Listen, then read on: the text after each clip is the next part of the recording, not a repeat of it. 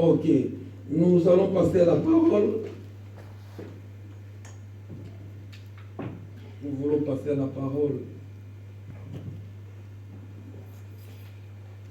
Je suis dans le livre de Matthieu chapitre 6.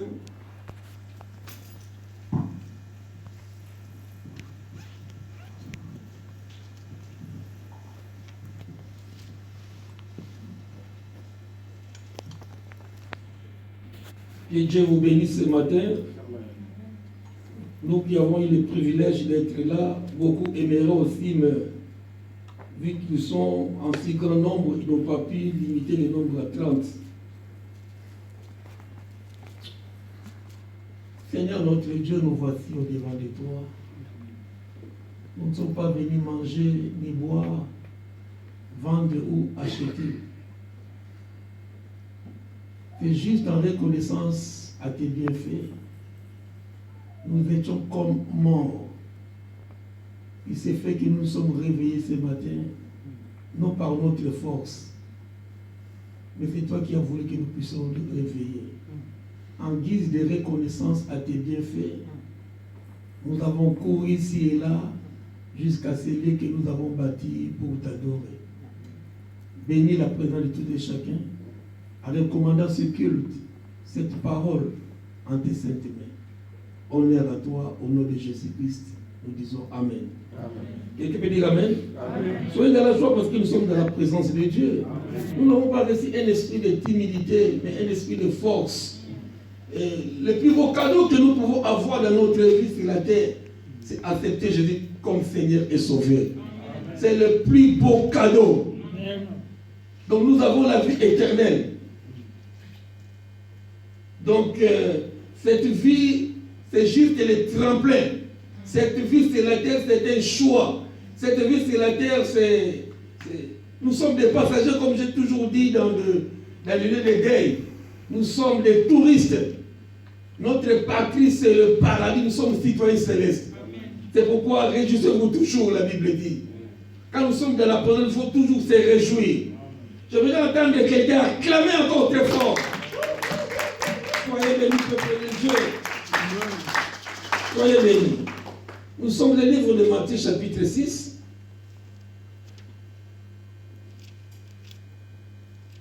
À ce moment, le Seigneur a comparé la prière que faisaient autrefois les Juifs. Et les Juifs lui-même aussi. Il a vu les Juifs, les pharisiens, les scribes, comment ils priaient. Surtout qu'ils étaient sous la loi mosaïque. C'est Moïse qui a reçu la loi. Il les a vus pour gagner du temps. Il a dit, ne faites pas comme eux.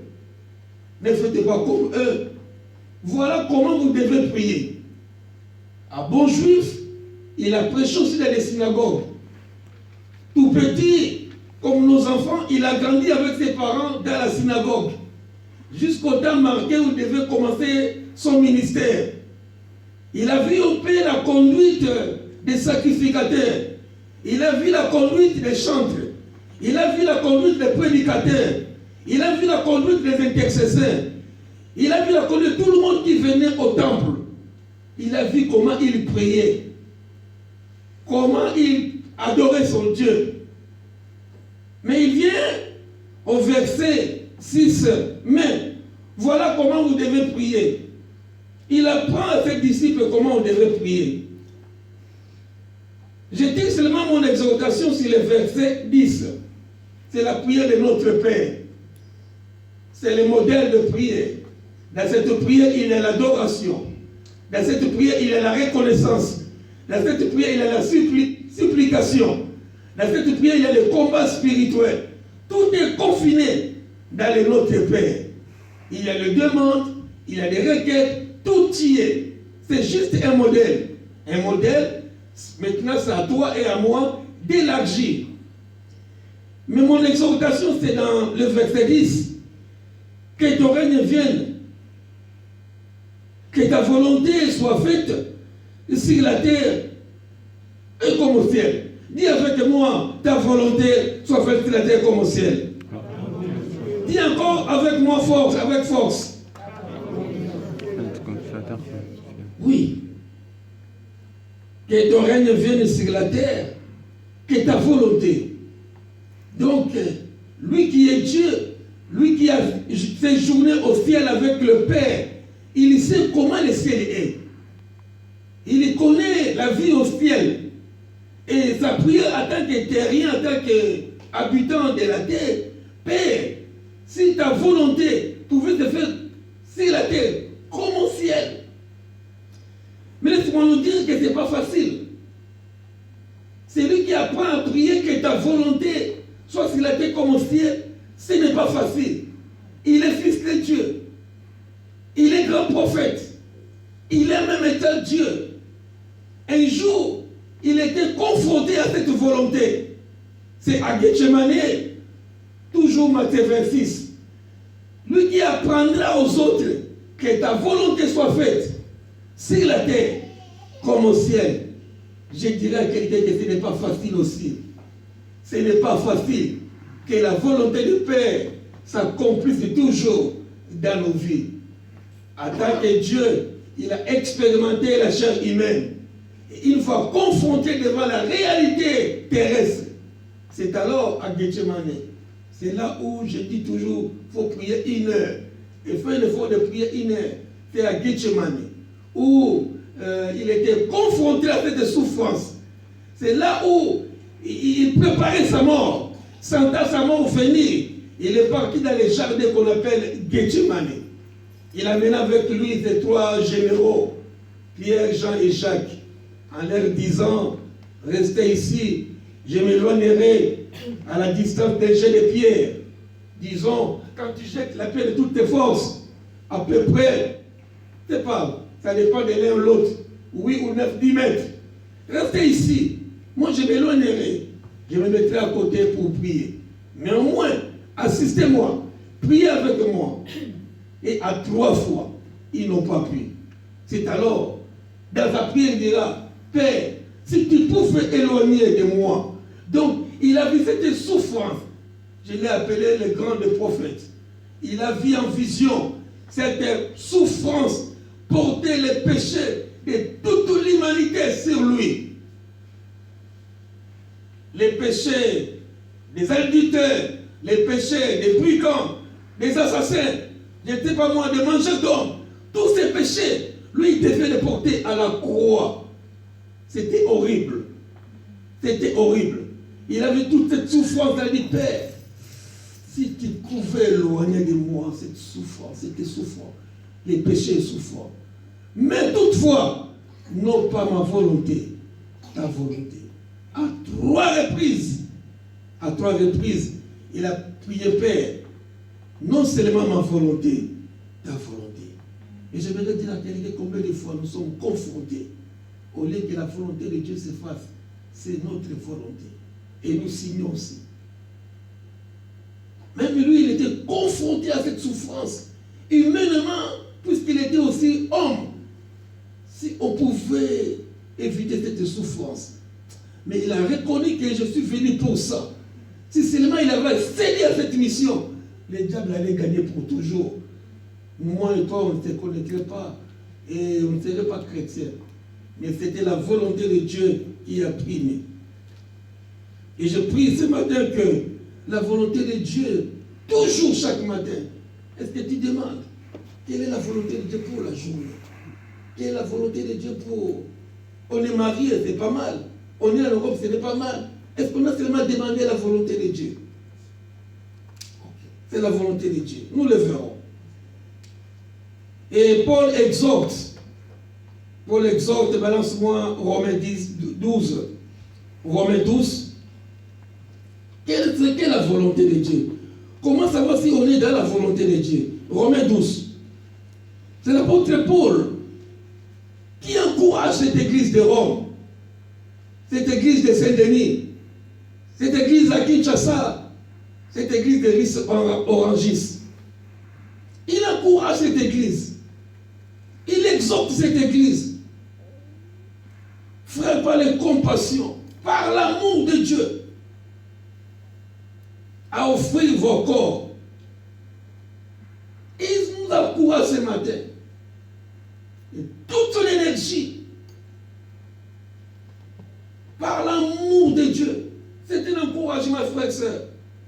Comment comprendre quelle est la volonté de Dieu? Paul encourage cette église de Rome, qu'on en a vu dernièrement, les églises de l'Apocalypse. Et Paul en a bâti aussi. Il en a bâti des églises. Il arrive à cette église de Rome. Il a vu comment ils exerçaient. Il les a encouragés à offrir leur corps. Ton corps à toi, si tu pouvais l'offrir comme un sacrifice. Je disais un sacrifice, c'est une offrande. Que ton corps soit une offrande agréable à Dieu. Il exhorte. Ce n'est pas il exhorte. Il encourage. De la même manière, je me tiens devant vous ce matin pour vous exhorter, pour vous encourager, pour vous édifier. Selon l'amour de Dieu. Dieu est amour, frère. À offrir nos corps. Je me tiens pour ne pas dire vos corps. J'y m'y mets encore. Si nous pouvons offrir nos corps comme un sacrifice vivant, saint, agréable à Dieu. Un sacrifice est une offrande. Une offrande.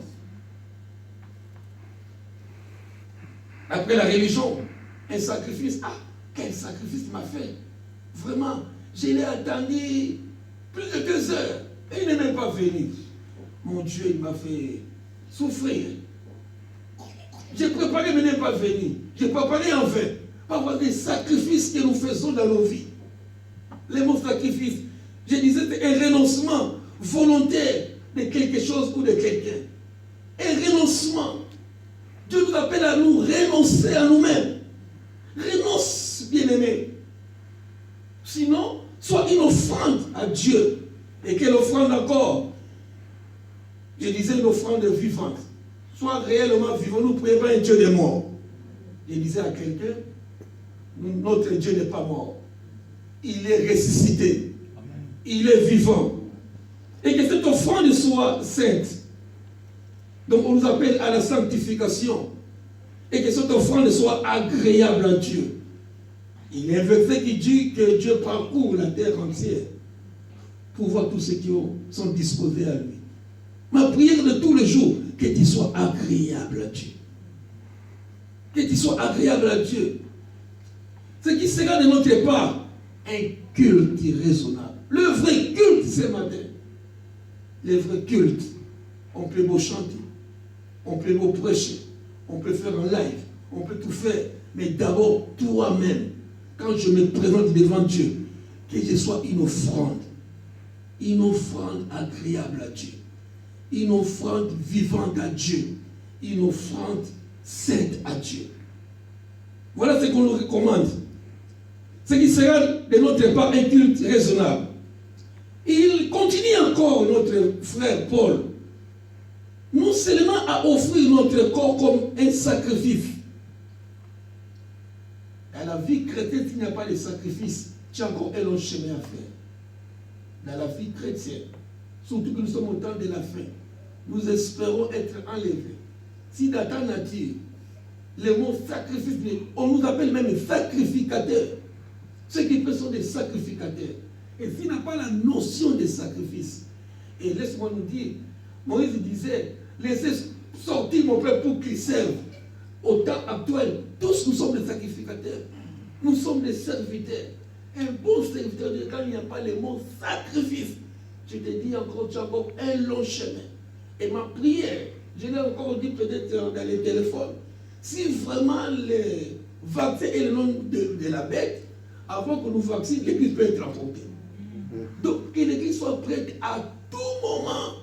Parce qu'on fait des calculs, non, le nombre de la bête, il faut que l'église soit enlevée. Oui, d'après la parole. On n'a pas peur du vaccin. Donc je vous assure, le vaccin n'est pas le nombre de la bête. Parce que pour qu'il y ait le nombre de la bête, l'église sera enlevée. Et ceux qui échoueront, ceux qui passeront au rattrapage, c'est eux qui auront la marque. Et c'est possible aussi. c'est possible qu'avant qu'on baptise les gens, que l'Église soit enlevée. Donc on est prêt à toute éventualité. On est prêt à toute éventualité.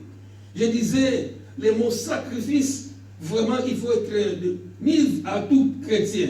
Et Paul encourage encore. Il dit, ne vous conformez pas au siècle présent. Il encourage l'Église de ne pas se conformer au siècle présent, mais soyez transformés par le renouvellement de l'intelligence, afin que vous discerniez quelle est la volonté de Dieu, ce qui est bon, agréable et parfait. C'est lui qui est transformé par le renouvellement de l'intelligence, afin que vous discerniez quelle est la vraie volonté de Dieu pour quelqu'un. Je parle à quelqu'un ce matin. Amen. Je parle à quelqu'un. Amen. Je disais pour le mot sacrifice. Oui, Abraham a pris son fils, il est monté au mont Morija pour sacrifier Isaac. Mon Dieu, si c'était toi et moi, mon fils, que j'ai eu à la vieillesse, encore les sacrifier, les donner en offrande à Dieu. Mais Dieu, qu'est-ce que tu me cherches? La notion de sacrifice. Dieu a donné, Dieu a repris. Que ce nom soit béni à jamais. Amen. Le vrai culte, je disais, s'offrir à soi-même. Pour l'encourage. Mais que nous soyons transformés par le renouvellement de l'intelligence. Assurément, tu me poseras la question, qu'est-ce qu'on attend par renouvellement de l'intelligence? Il y a le mot intelligence. C'est accepter Jésus, c'est très bien. On a accepté Jésus. Oui, je suis baptisé, c'est très bien. Mais pour que tu sois transformé par le renouvellement de l'intelligence, on appelle notre intelligence. Ce n'est pas parce que nous prions qu'on est bête. On a dit même ajouter à la foi la science. Donc ouvrez les yeux pour voir à quel temps nous sommes. Normalement, je devais prêcher sur les fils d'Isaac. La Bible dit qu'ils avaient l'intelligence du temps. On nous appelle à avoir un peu cette intelligence pour connaître à quel temps nous sommes. Jacob avait 12 enfants. Chaque enfant représente une tribu.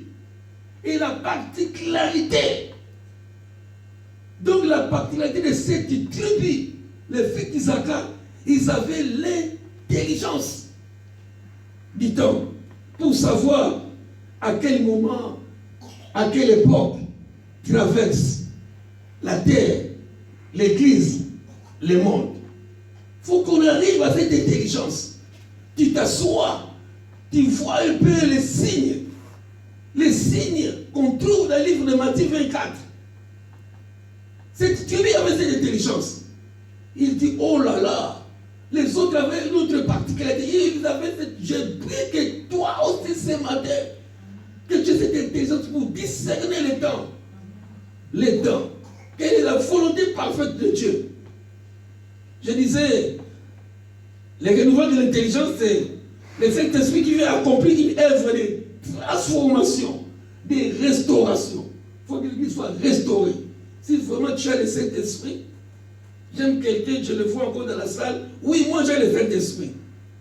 Oui, c'est bien de le dire, mais qu'on le voit aussi. Le Saint-Esprit vient accomplir une œuvre de restauration de notre mentalité. Le Saint-Esprit vient en nous pour restaurer, transformer notre mentalité.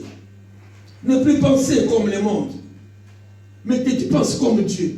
Nous sommes au temps où nous devons penser comme Dieu pense. On n'est pas des païens. Christ est mort pour toi et pour moi. Il faut que le Saint-Esprit te transforme. Une transformation. Une métamorphose. Une œuvre de restauration. Je disais, ne plus penser comme le monde. Ils n'ont pas le Saint-Esprit. Mais à vous et moi qui avez le Saint-Esprit, c'est le temps où nous devons penser comme Dieu pense. Transformer nous permet de découvrir la volonté de Dieu. Quand tu es transformé, c'est alors que tu peux découvrir c'est quoi la volonté de Dieu. Ok, balance-moi vite fait. Éphésiens 4. Balance-moi Éphésiens 4, s'il vous plaît. C'est en étant transformé, c'est alors qu'il saura quelle est la volonté parfaite de Dieu. Éphésiens 4.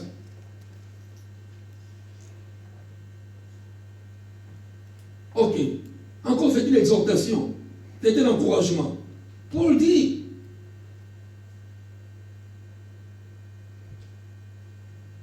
voici donc ce que je dis et que je déclare, c'est que vous ne devez plus marcher comme les païens. On n'est plus païens.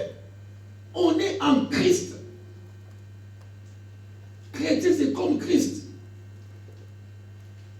Vous ne devez plus marcher comme les païens qui marchent selon la vanité de leurs pensées. Mais moi, je disais tout à l'heure, celui à qui l'essai va transformer, il pense comme Dieu pense. Tu dois arriver à penser comme Dieu pense. Et récemment, Paul le dit encore à cette église d'Éphèse. Les païens marchent selon la vanité de leurs pensées. Ils ont l'intelligence. Ils ont l'intelligence. Nous avons renouvelé l'intelligence. Et ils ont l'intelligence obscurcie. Les païens. Ils sont étrangers à la vie de Dieu à cause de l'ignorance qui est en eux. À cause de l'endurcissement de leur cœur. Oh, nous ne sommes pas endurcis. Notre cœur est disposé. Nous sommes agréables à écouter cette parole. Ayant perdu tout sentiment, c'est les païens. Ils se sont livrés à la dissolution pour commettre toute espèce d'impureté jointe à la cupidité. Mais vous, j'aime quand le maire vient. Hein, Jenny? Tu m'as appelé, nous parler. Papa, quand tu dis mais, je retiens. Je me souviens toujours, papa, quand il dit mais. Donc on donne un peu ceux qui sont les païens. Mais nous ne sommes pas de ce groupe-là. Mais, vous, ce n'est pas ainsi que vous avez appris Christ. Ce n'est pas ainsi. Si du moins vous l'avez entendu, et si conformément à la vérité qui est en Jésus, c'est à lui que vous avez été instruit à vous dépouiller égard à votre vie passée du vieil homme qui se corrompt par les convoitises trompeuses, mais à être renouvelé, j'ai dit. Il faut que nous soyons renouvelés par l'esprit de votre intelligence et à revêtir quelqu'un qui est renouvelé. On nous demande à revêtir l'homme nouveau. Ne vit plus selon les vieils hommes. Non, on est au bout du chemin. Jésus revient bientôt. Jésus revient et à la porte. Il peut même venir cette nuit. Il peut venir pendant que tu dors. D'autres disent, on blague avec le pasteur. Je suis dans le groupe de pasteurs. Un pasteur dit, et si l'église est en église, nous étions restés. Un pasteur a blagué. S'il arrivait que l'église est déjà partie, et nous sommes les gens qui ont échoué. Non. L'église est encore partie. Mais j'encourage quelqu'un, ce n'est plus le temps. Je disais, eu égard à votre vie passée du vieil homme qui se corrompt par les convoitises trompeuses. Mais nous devons être renouvelés dans l'esprit de votre intelligence. J'appelle votre intelligence. Soyez comme les fils d'Isaac. Ils avaient la connaissance du temps.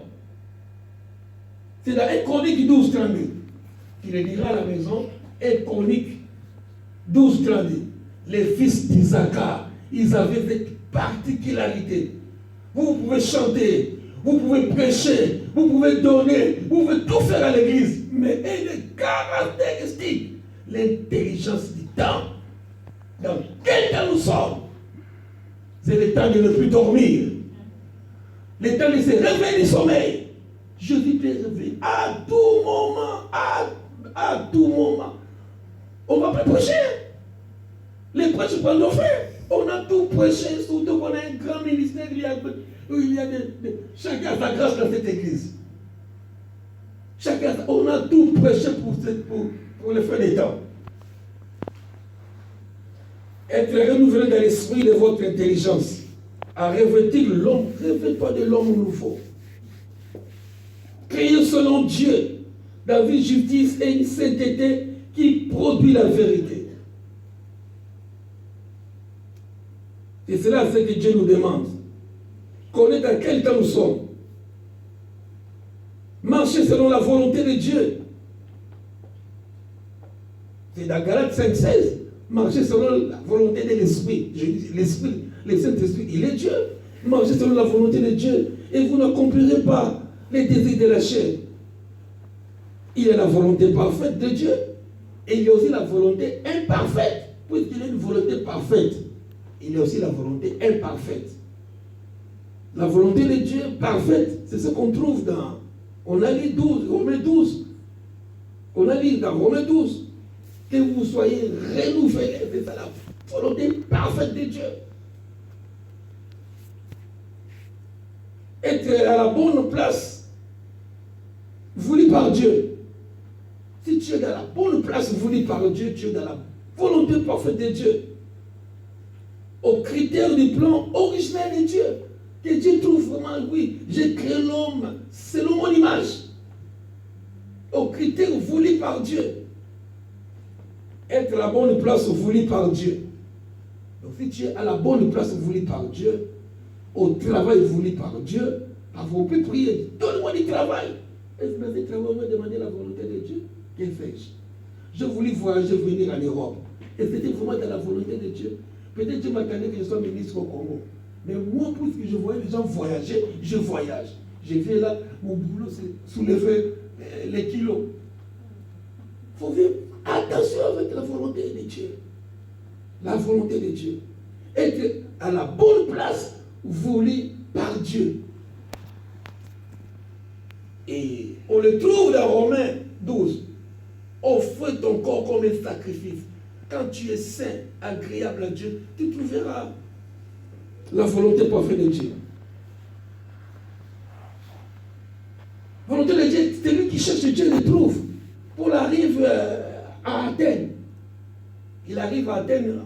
Athènes, c'est la Grèce, capitale de la Grèce, je crois. Et, oui, c'est ça? Oui. Ok. Il trouve une inscription. Donc, la jeunesse qui est là, vous qui êtes parti à l'école, vous avez appris la philosophie. Les Grecs, c'était des grands philosophes de l'époque.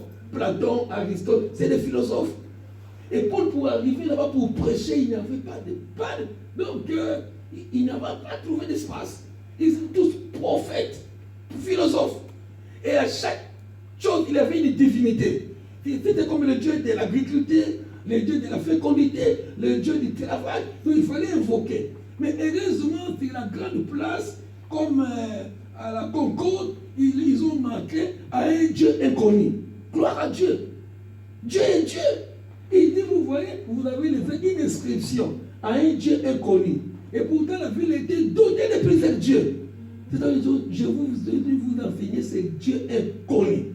La volonté de Dieu, même si tu t'adonnes, même si tu es jeté, il est dit même, Dieu ne tient pas compte de ta ignorance. J'aime ce verset. Dieu ne tient pas compte de ta ignorance. L'ignorance, je dis, tu pouvais être hier dans la magie. On voit dans les YouTube, les pasteurs qui étaient autrefois féticheurs, magiciens, je ne sais pas moi, mais ils deviennent prophètes. Je ne doute pas, je ne vous encourage pas. Mais il y a des gens qui se convertissent aussi. Je disais que Dieu, on peut chercher Dieu à t'adonnant. On peut t'adonner. Pourquoi tu n'es pas timbaliste? Pourquoi tu n'es pas témoin de Jéhovah? Je suivais les enseignements des témoins de Jéhovah. Au pays, je partais aussi chez les timbalistes. J'étais aussi, je suivais ma femme à l'armée du salut. On peut t'adonner, mais on finira par rencontrer ces dieux. On peut dire Amen. On peut acclamer le Seigneur. C'est la volonté parfaite pour toi. Dieu veut votre sanctification, votre conduite.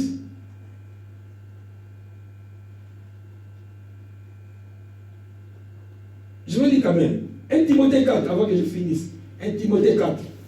1 Timothée 4, s'il vous plaît. Pour finir, on va passer à autre chose. 1 Timothée 4, 1 Thessaloniciens plutôt. 1 Thessaloniciens.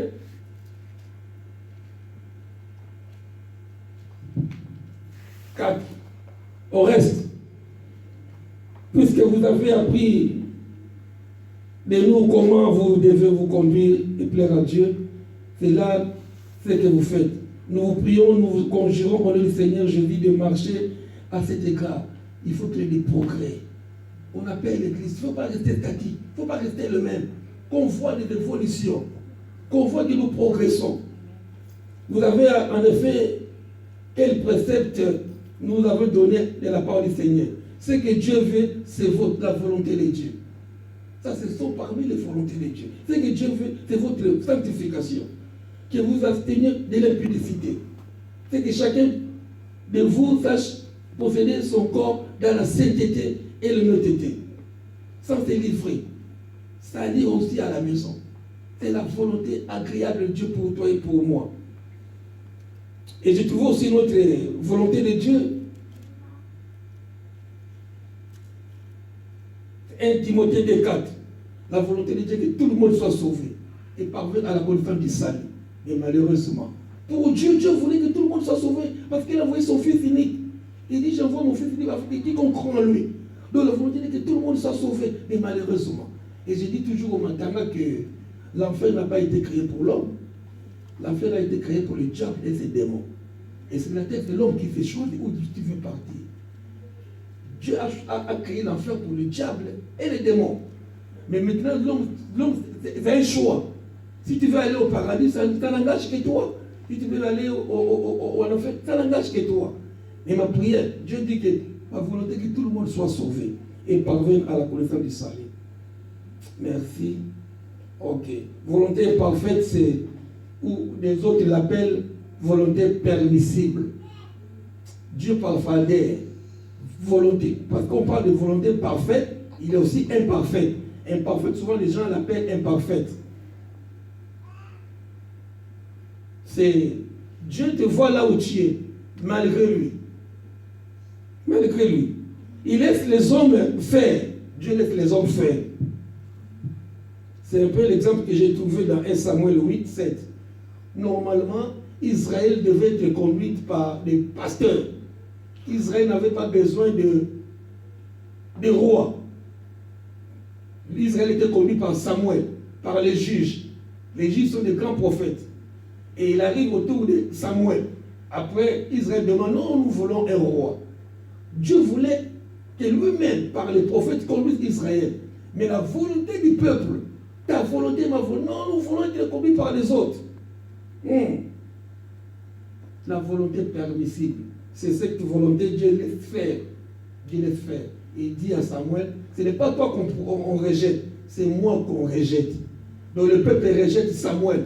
Nous voulons un roi.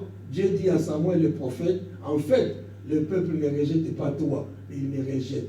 Il veut être dirigé comme des rois, comme les autres nations. Ce n'était pas la volonté de Dieu.